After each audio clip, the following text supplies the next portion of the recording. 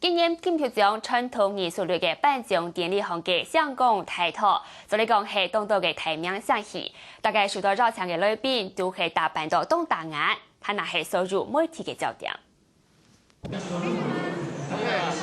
从贵妇人嘅样儿，向古典嘅路线，今日嘅主持人郎祖筠系贵身性感高贵嘅服装，引起创作强调嘅焦点。 佢也期待客家艺术家在地了解金曲奖有當好嘅表現。節目，然後而我都在行向下，安陽就有太嘅資源行向啊，然後就會勝算的機會比較大。